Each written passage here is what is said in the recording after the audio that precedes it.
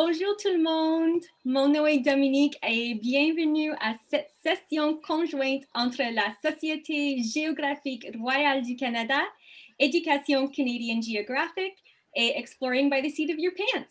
Pour ceux qui nous rejoignent pour la première fois, Exploring by the Seat of Your Pants est une organisation qui intègre la conservation, l'aventure et la science dans les salles de classe et maintenant les maisons autour du monde.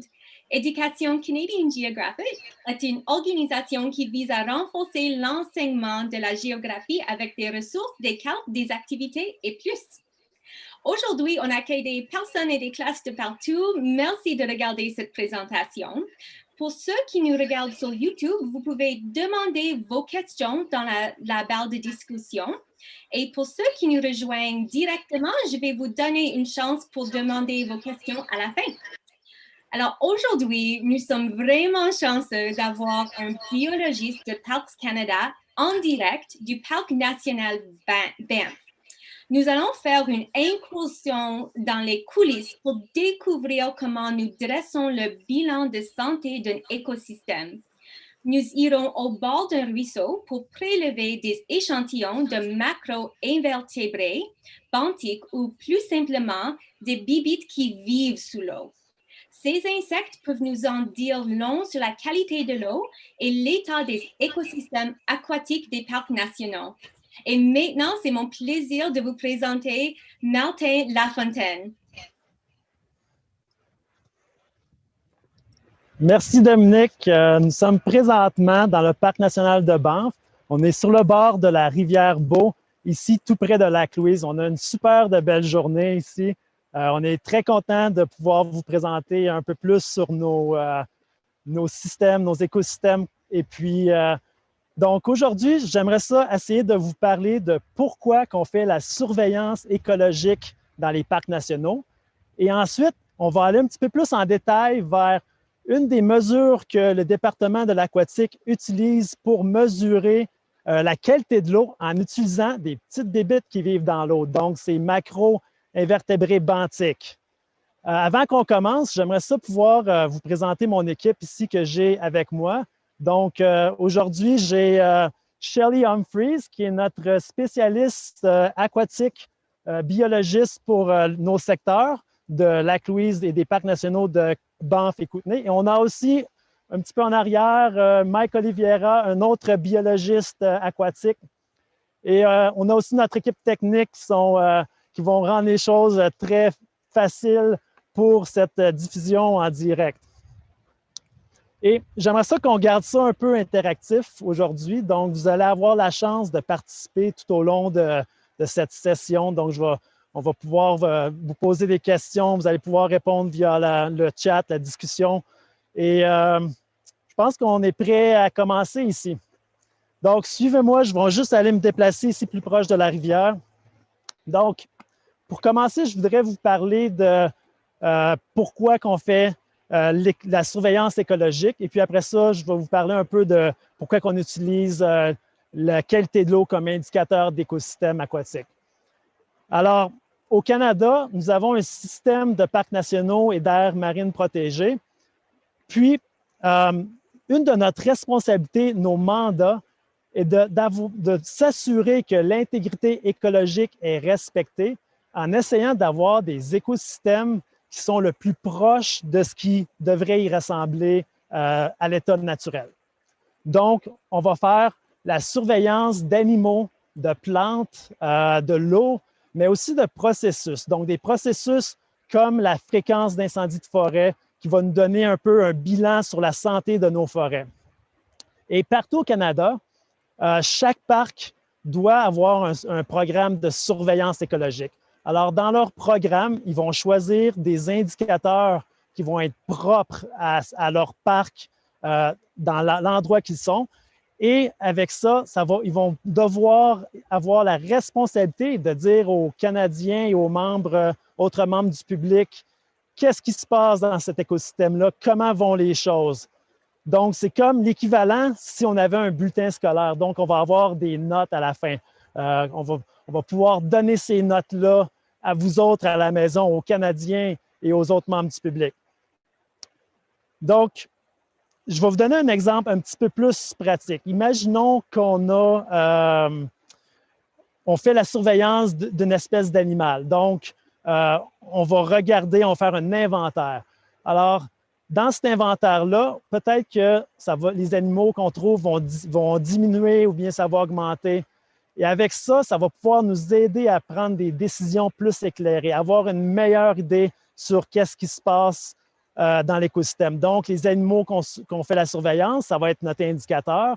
Alors, ça va nous donner un état de santé de nos écosystèmes.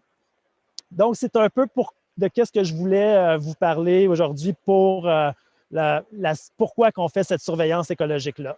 Donc, c'est très important pour pouvoir savoir s'il y a des problèmes à quelque part, essayer de résoudre ces problèmes-là pour ramener nos écosystèmes vers leur état naturel. Donc, je vous ai parlé de notre équipe du département aquatique. Eux autres, ce n'est pas notre équipe de natation de Parc Canada, mais plutôt c'est nos biologistes qui vont faire des recherches sur le milieu aquatique. On est très chanceux de les avoir avec nous autres. Puis, eux autres, ils vont s'assurer qu'ils touchent à tout ce qui a rapport avec l'eau. Donc, la qualité de l'eau, les poissons, les insectes aquatiques, mais aussi quelques espèces en péril de poissons, dont la truite fardée du versant de l'Ouest. Donc, ces autres, ils vont s'occuper, encore une fois, de tout ce qui touche à l'eau. Puis, l'été, ils vont être beaucoup sur le terrain. Donc, ils font beaucoup de recherches sur le terrain. Ils vont toujours faire leur échantillonnage. Mais l'automne, au mois de septembre et octobre, vous allez toujours les voir à leur site où ils font leur échantillonnage pour la biosurveillance aquatique. Donc, ils vont aller un peu partout dans les parcs nationaux des montagnes. Puis, ils vont faire leur évaluation. Donc, comme un site comme ici, sur le bord de la rivière Beau, ils vont aller à leur site et puis ils vont faire tout plein de tests chimiques et regarder les caractéristiques physiques de la rivière, du cours d'eau, qui va pouvoir leur en dire sur l'écosystème. Mais l'un des indicateurs qui est les plus importants pour eux autres, c'est d'identifier, de mesurer les petites bébites qui vivent dans l'eau, donc ces insectes aquatiques. Ça va être une chose qui va être très importante, qui va pouvoir leur en dire beaucoup sur l'état de l'écosystème. Donc, je vous parle des bébites, mais vous allez sûrement me demander pourquoi qu'au juste, on ne prend pas juste, on ne va pas dans la rivière, on prend notre échantillon d'eau, on regarde la qualité de l'eau, et puis ça va nous en dire beaucoup sur qu'est-ce qui se passe dans l'écosystème. Mais je vais vous montrer dans mon prochain exemple pourquoi on ne fait pas juste ça, mais qu'aussi on regarde les insectes qui vivent dans l'eau. Donc, je vous montre une petite démonstration à l'instant. Donc, je vais avoir Kelsey qui va me suivre ici. Je vais prendre mes instruments. Voilà.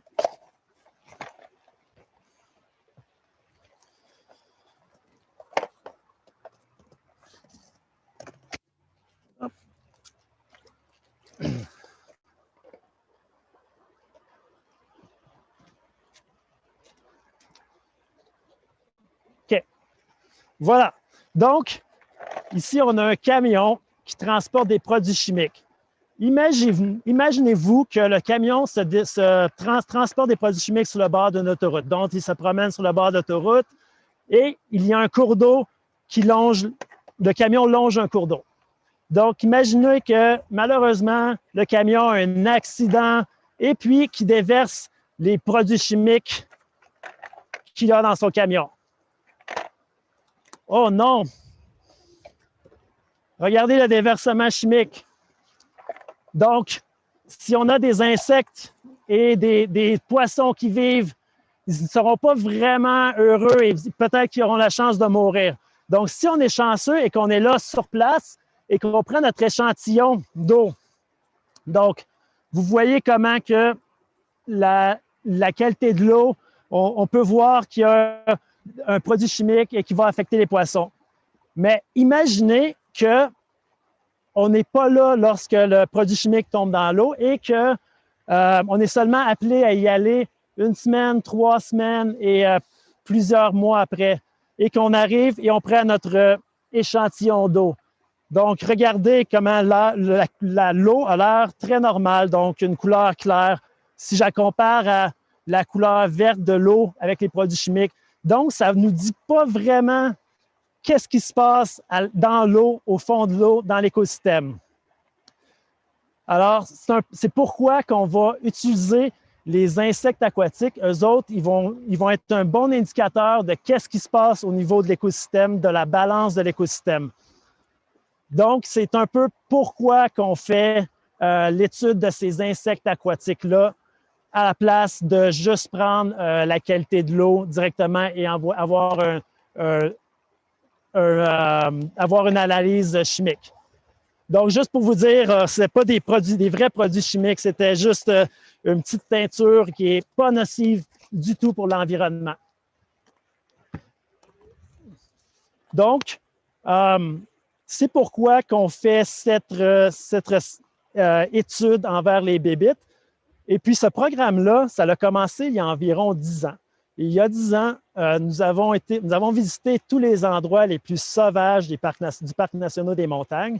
Et puis, à ces endroits-là, on est allé voir des moyens ruisseaux, des gros ruisseaux et des petits ruisseaux, et on a identifié tous les insectes qui vivaient, tous les organismes aquatiques qui étaient dedans, dans l'eau. Et puis, ça nous a donné un site de référence. Donc, ce site-là était notre base pour comparer nos résultats. Donc, à chaque année, comme j'ai dit, on va à différents sites partout et puis on va prendre nos résultats et on va les comparer à ces sites de référence. Donc, à ces sites-là, on sait qu'il y a différents groupes d'insectes. Donc, on va avoir des insectes aquatiques qui vont être plus sensibles à la qualité de l'eau. Donc, eux autres vont avoir besoin de la bonne eau, de l'eau claire, pure. Mais aussi, on a des insectes aquatiques, eux autres sont capables de tolérer un petit peu plus la mauvaise qualité d'eau. Donc, ils vont être capables de vivre avec des algues et de l'oxygène, un petit peu moins d'oxygène dissous. Donc, c'est en prenant la différence entre ces deux groupes d'insectes et en comparant à nos sites de référence qu'on va être capable de divulguer notre état de santé de notre écosystème aquatique. Mais on va faire aussi beaucoup d'autres types d'études. Puis je vais vous en présenter un petit peu plus dans les prochaines minutes. Mais avant de commencer, je vais vous montrer qu'est-ce qu'on utilise pour attraper ces insectes-là. Donc, on utilise des filets troubleaux. Ici, Mike va pouvoir m'en donner un pour que je puisse vous montrer. And do you want to go in the water? And... Do you have a second one? Yeah. Yeah. Donc, ces filets troubleaux, ils ont des mailles de 400 microns, donc très petits. Puis, quand on attrape les insectes, ils vont s'en aller directement au fond du bocal de collection. Donc, vous allez pouvoir voir en arrière de moi ici, Mike, qui va vous faire une démonstration de comment il attrape ces insectes-là.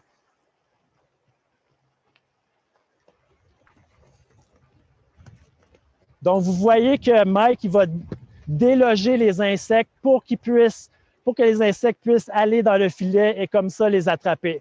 Et Mike va faire ça pendant 3 minutes de temps. Et ça va être notre façon de collecter ces insectes-là.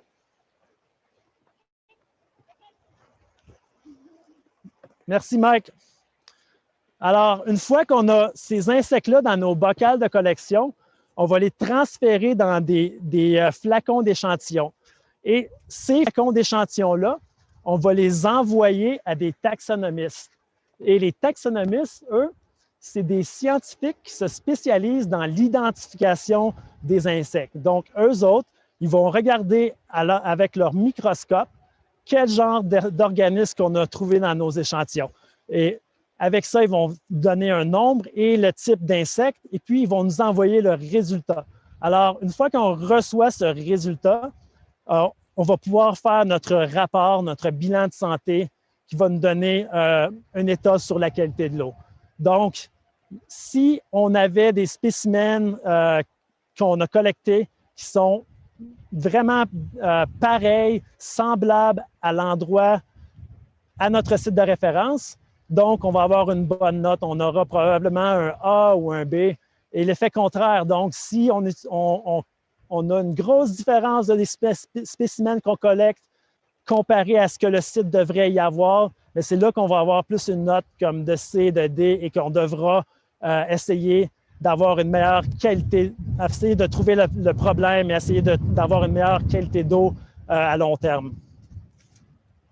Donc, après ça, ça me donne, on a commencé ce programme-là, comme je vous ai dit, il y a 10 ans, et ça fait partie d'un programme à l'échelle nationale qui a été créé par Environnement Canada.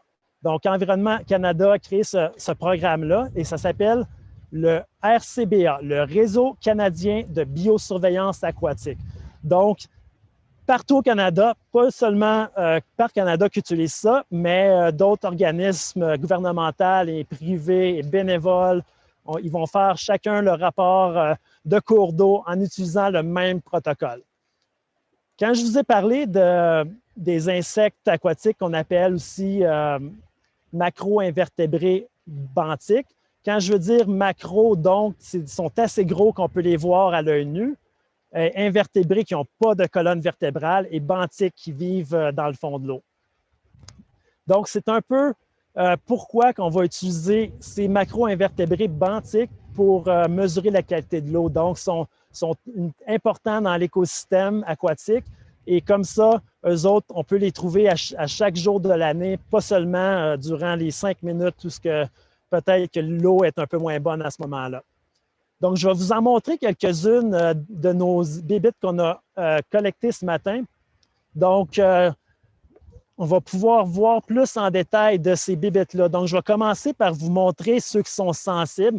Je ne sais pas si vous pouvez vraiment bien les voir ici. Ici, on a des plécoptères. Donc, les plécoptères, des individus qui sont très sensibles à la qualité de l'eau. Ils sont gros, ce sont des prédateurs. Ils ont besoin de beaucoup d'espace pour vivre. Donc, après ça, je vais vous montrer une autre sorte qui est très sensible. Ce sont des friganes. Donc, les friganes, eux autres aussi, très sensibles à la qualité de l'eau. Donc, dès qu'il y a un petit peu de la moins bonne qualité, on va les diminuer. Alors, eux autres, les friganes, vous avez peut-être déjà vu dans la forêt l'été, ils ressemblent à des papillons de nuit, puis ils volent, ils sont jaunes, gris. Mais qu'est-ce qui est vraiment fascinant, c'est quand on les voit, quand ils sont à l'état de larves dans l'eau, ils se construisent des petites maisons, des petites coquilles pour se protéger des prédateurs. Et ils vont prendre là, des petits éléments qui sont dans le fond de l'eau et ainsi de suite, là, faire construire leur maison pour se protéger des prédateurs. Donc, ça, c'est les friganes. Et puis, finalement, pour nos espèces qui sont sensibles, on a ici des éphémères. Oups. Et les éphémères, eux autres, sont super importants dans l'écosystème. Les poissons adorent les manger. Puis, ils se sont adaptés à beaucoup de types d'habitats, comme des ruisseaux qui sont abrupts. Donc, encore une fois, une autre espèce qui est sensible à la qualité de l'eau. Et dès qu'on a une mauvaise qualité, on va voir ce nombre d'espèces-là disparaître ou diminuer. Et ça va avoir une influence sur tout le reste de l'écosystème. Et finalement, on a réussi à trouver quelques espèces qui vivent, qui cohabitent avec de la mauvaise qualité d'eau. Et ça, c'est des larves, des vers. On va avoir des larves de moustiques, des larves de mouches, des moucherons. Et ceux-ci, encore une fois, si on les découvre dans nos sites, ça va nous dire, OK, il y a peut-être quelque chose qui se passe au niveau là, de la qualité de l'eau et ça nous rend, on doit à ce moment-là essayer de trouver s'il y a des grosses différences avec ce qu'on a trouvé dans le passé, mais c'est là qu'il faut trouver des solutions, essayer de voir, identifier les problèmes. Donc ça, c'était les bébites que je voulais vous montrer. Et je vais aller vous montrer aussi, il y a d'autres choses qui sont très importantes pour la qualité de l'eau, donc dans notre évaluation. Et l'une de ceux-là, c'est, je vais vous montrer ici un caillou, un gros caillou. Puis si vous voyez, regardez de très proche, est-ce que vous voyez qu'il y a quelque chose dessus? Donc, c'est le moment où je vais vous poser une première question de vous autres à la maison. Donc, dites-moi, qu'est-ce que vous pensez qui grandit sur ce caillou-là?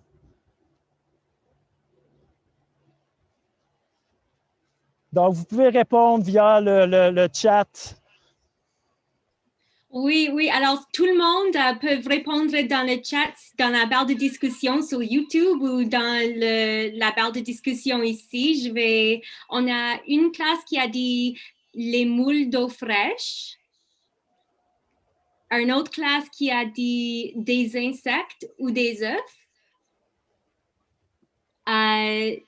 Des sangsues, je pense. Mousse. De la terre.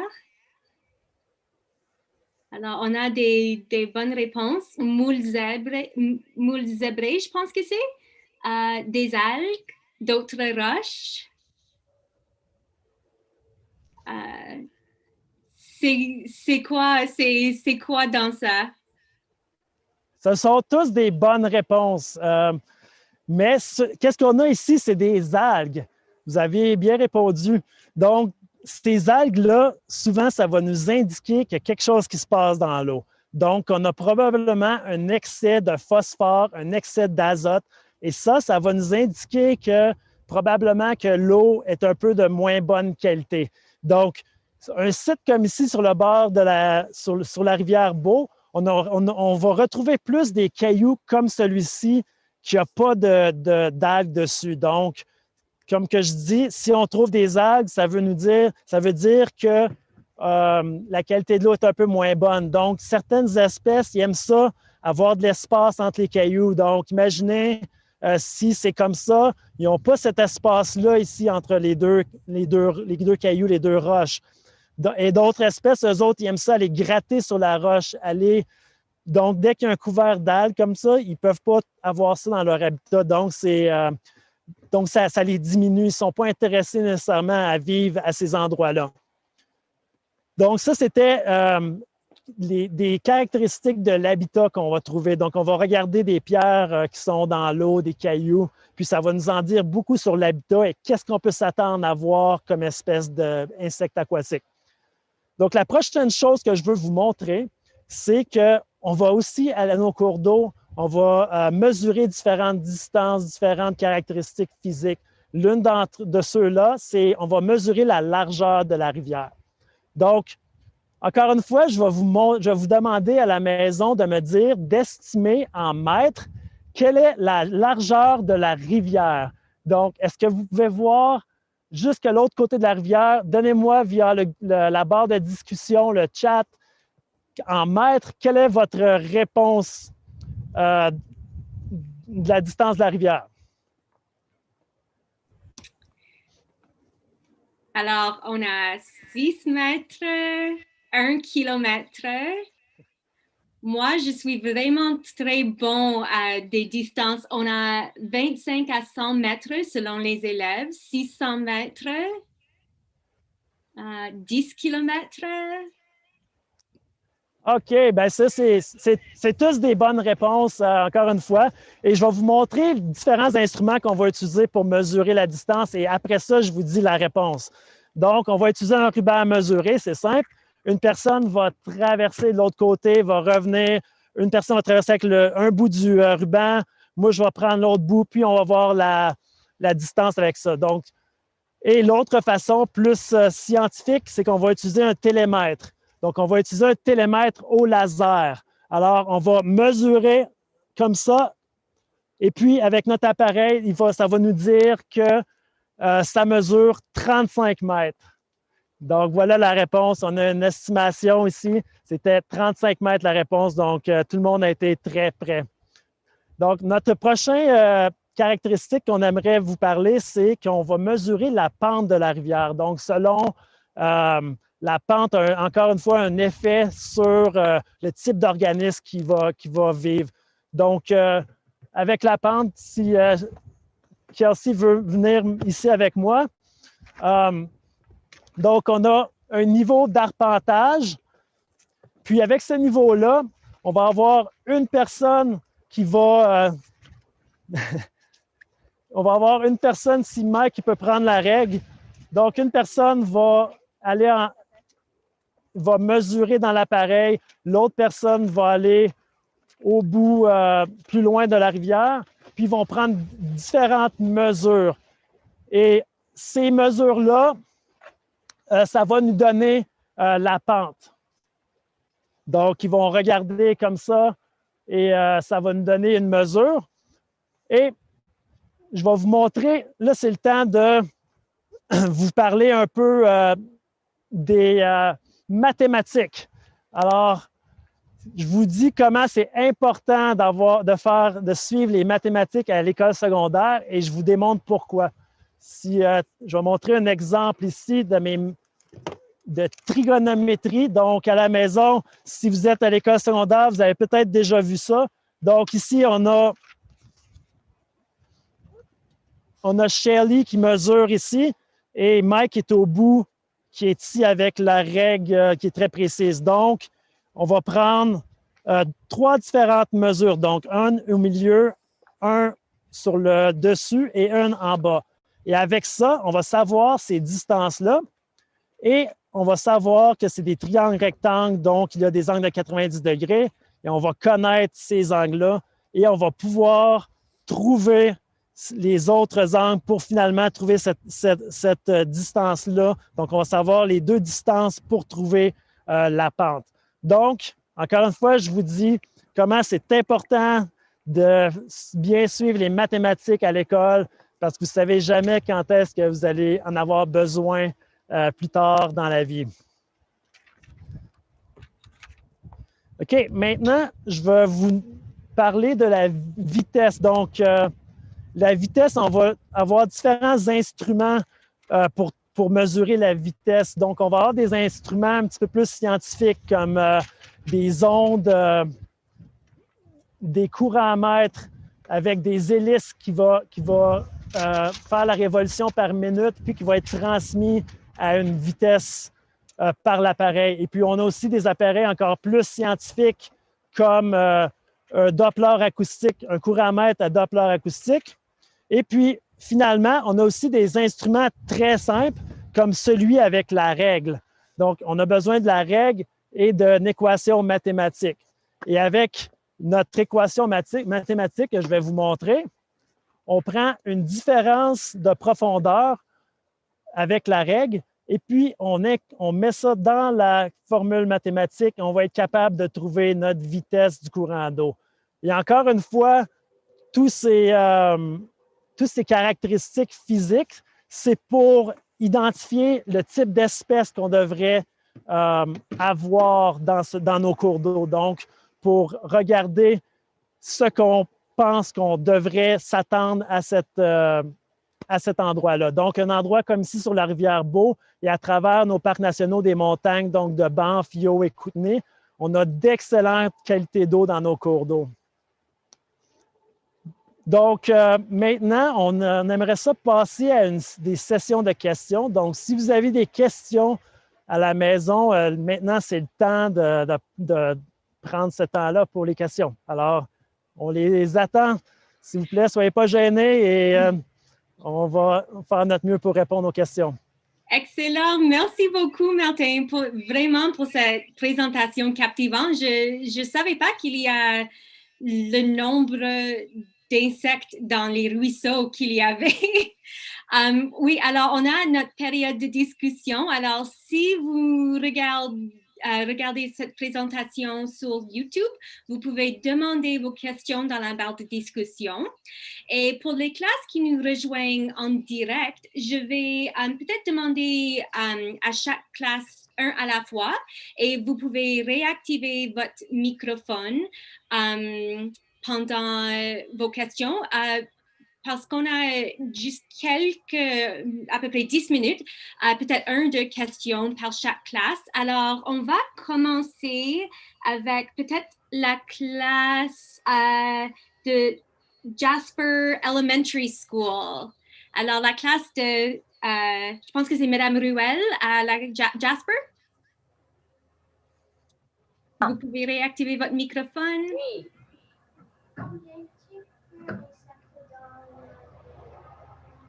Combien de types d'insectes est dans la rivière environ? Très bonne question. Il y a beaucoup de sortes d'insectes. Je pense que je vais demander à ma spécialiste aquatique pour me dire peut-être qu'elle a un nombre plus précis. Donc, Shelly, how many insects in the river can we find? Like species or total numbers? Species, let's say. So there might be like 30, 40 species. And in the net, if we kicked for 3 minutes, we probably would get thousands inside of the cup. OK, donc si vous avez compris peut-être la version anglophone, donc on a environ 30-40 différentes espèces d'insectes qu'on va trouver dans l'eau. Puis, quand on fait notre échantillon, comme je vous ai montré avec le filet Troubleau, pendant 3 minutes, on trouverait environ 1 millier de ces individus-là. Donc, ils sont en grand nombre dans nos rivières. Wow, merci pour la question. La classe de Madame Ruel, avez-vous une autre question? Oui. Claire? Où est-ce qu'on trouve les grands types d'insectes? Dans quelle partie de la rivière? Dans quelle partie de la rivière est-ce qu'on trouve les grands insectes?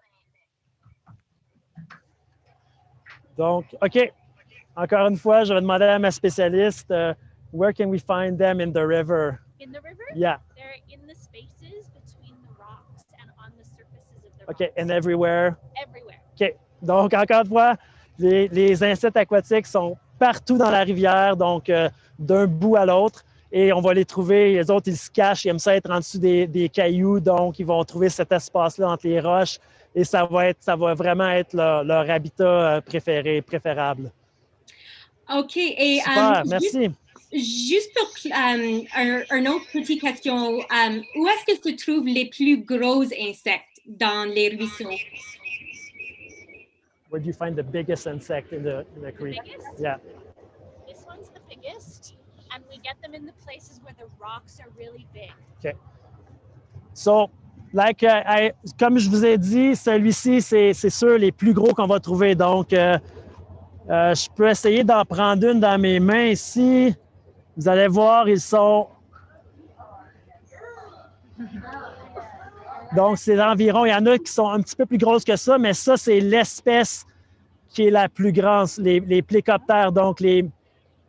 Oups! Ah, voilà, elle est retournée.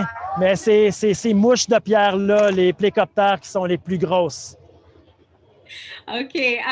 Merci beaucoup, la classe de Mme Ruel. On va passer juste à une autre classe parce qu'on manque du temps. Mais la classe de Mme, je pense que c'est Yofine Ventura. Que faut-il apprendre après l'école pour avoir ce travail? Ah, ça, c'est une bonne question aussi. Donc, ici, à Parc Canada, on a toutes sortes de personnes qui travaillent. Donc, on a différents programmes, différents types d'emplois, mais un de ceux directement dans le département de l'aquatique. Donc, on travaille avec des biologistes qui se spécialisent dans le milieu aquatique. Donc, eux autres, ils vont être allés à l'école pour apprendre là, tout ce qui se passe là, avec la qualité de l'eau, les poissons, ces insectes aquatiques-là. Alors, on va avoir une multitude de biologistes, mais pour plus précisément, si c'est le milieu aquatique qui t'intéresse, donc à un certain moment, tu te spécialises dans ce domaine-là. Et puis, il faut être passionné de l'eau et passionné de tous les écosystèmes aquatiques pour pouvoir vraiment aimer ton emploi comme biologiste. Donc, c'est un peu, j'espère que j'ai réussi à répondre à ta question. Oui, oui. Et dans le même sujet, c'est pour les personnes qui travaillent dans l'eau, c'est quoi la température de l'eau? La température de l'eau, water temperature? Today? Ouais.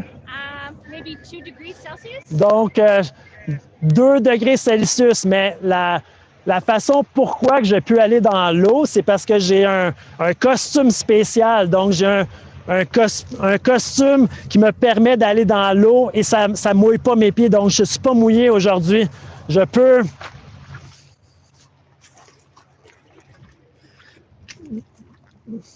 Et l'eau, je sens pas l'eau, c'est pas froid. Donc, c'est ça qu'on a. On a un costume spécial, ça nous permet de pouvoir travailler dans l'eau qui est plus froide. Donc, 2 degrés Celsius, l'eau ce matin ici à Lac-Louise. Merci. La classe de Monsieur McIntyre, je pense que c'est Regent Park. Avez-vous des questions? Peut-être une question parce que je sais qu'on manque du temps. Oh, excuse, une question de cette classe. Combien de temps passez-vous dehors par jour? OK, c'est une bonne question. Ça va dépendre du temps de l'année, de qu'est-ce qu'on fait comme recherche, mais ça peut passer on peut passer 12 heures dehors, dépendamment du type de recherche qu'on fait, du type de travail sur le terrain. Et aussi, il y a du temps que malheureusement, on n'a pas la chance d'aller dehors et on doit être pris en arrière d'un ordinateur à faire la planification. Et dans ce cas-là, c'est essentiel à faire cette planification-là, mais on a la bonne chose, c'est qu'on a beaucoup de temps dehors sur le terrain. Tout l'été, c'est notre temps qu'on va aller dehors. Donc, on peut passer entre 6, 8, 12 heures par jour sur le terrain dehors. Merci beaucoup. Il y a vraiment une question intéressante sur le chat. C'est est-ce que tous les invertébrés ont du sang la même couleur?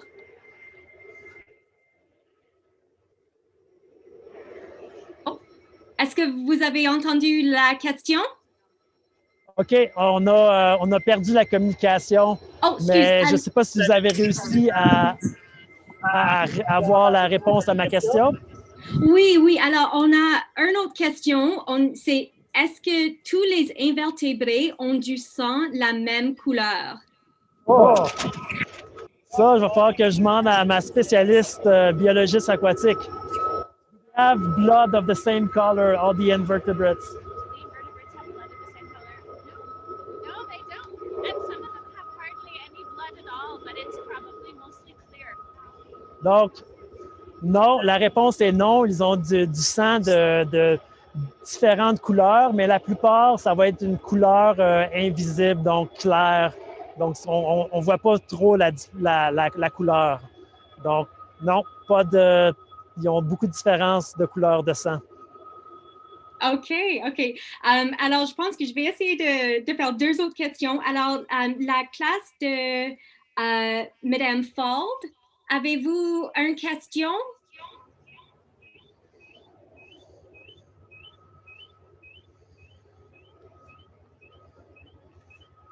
Non, OK, c'est beau. Et en dernier, la classe à l'école Tel des Jeunes, avez-vous des questions?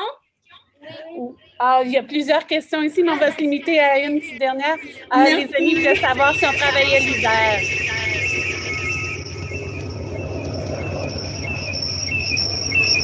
Est-ce que vous devez travailler dans l'hiver? Je pense que ça, c'est la question. Est-ce que vous pouvez répéter la question? Il y a de l'écho et je n'ai pas été capable de comprendre. Je pense que c'est est-ce que vous travaillez l'hiver? Ah oui. Donc, certains d'entre nous vont travailler l'hiver et comme je vous ai dit dans la réponse précédente, l'hiver, c'est le temps où on planifie la saison estivale. Donc, on va faire toute la planification, faire les analyses de données, produire les rapports, donc produire notre rapport d'écosystème pour savoir la qualité de l'eau et puis savoir où est-ce qu'on va travailler l'année prochaine. Ça va être quoi nos objectifs sur le terrain. Alors, comme je viens de dire, l'hiver, certaines personnes vont travailler dans les bureaux pour faire l'analyse de données et préparer la saison qui va suivre pour essayer d'atteindre nos objectifs pour une meilleure qualité d'eau, donc des meilleurs écosystèmes. Excellent, merci beaucoup. Je sais, on a beaucoup de questions, mais on doit partir maintenant. C'est la fin de la session. Mais si les personnes veulent te suivre sur les médias sociaux, est-ce que vous avez un handle ou quelque chose comme ça?